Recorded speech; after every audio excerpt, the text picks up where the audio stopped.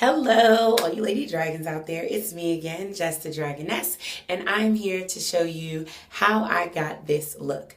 This is some new hair, and I'll have a video telling you all about this hair, but I installed it using the Ivy flip over method. And if you haven't subscribed to Ivy Powell's channel, you need to look her up right now.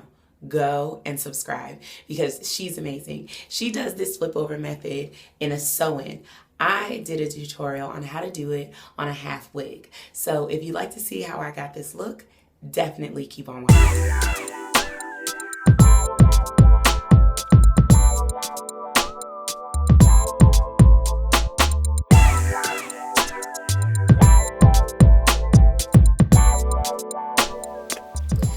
So here you see I'm starting with my tracks double wefted. I have them doubled up and I'm starting with the longest wefts here. These are the 20 inch, I believe, or the 22 inch. And I'm just going to go ahead and start by stitching it down to that line that I have. I wrote that just with like a lip liner or something to help me as a guide. Whenever you're using a dome cap, you definitely want to measure and have a guide so that your wig fits your head perfectly, because the dome head is probably not the same size and shape as your own head. So I definitely use a line to help me figure out where I need to sew, and it's extremely important around the back of your head and around the front that line is correct. And definitely measure for any leave out that you're going to have as well, because that will affect the way you create the wig.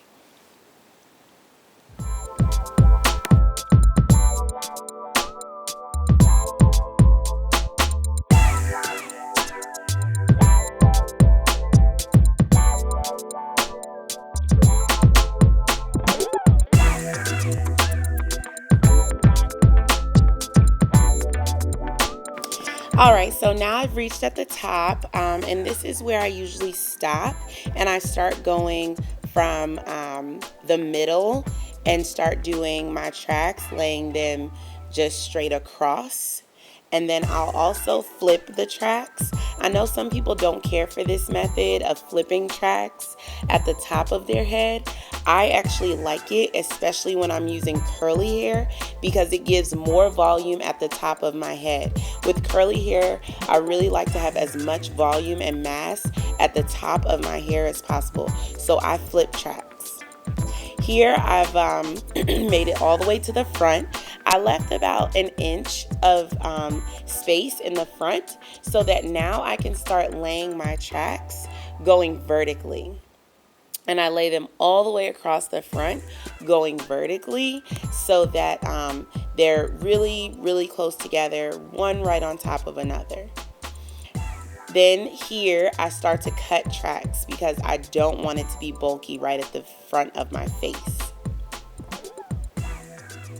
So I cut the tracks, very small, short tracks, and lay them one right on top of another.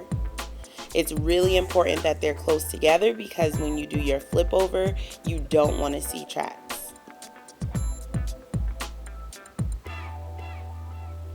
So now I've made it all the way to the front. I left about an inch square at the top. Now I'm going to start laying tracks sideways again, horizontally across the front of my head. And I really only have space for 2 or 3 tracks here. And I didn't squeeze too many. I mean, the wig was really nice and full. So I think I just put 2 tracks here at the top. And I definitely cut those as well.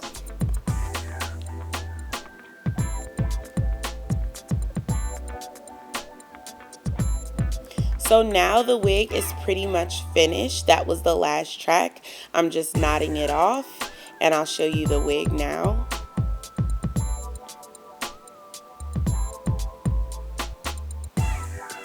So that's pretty much what the finished product will look like.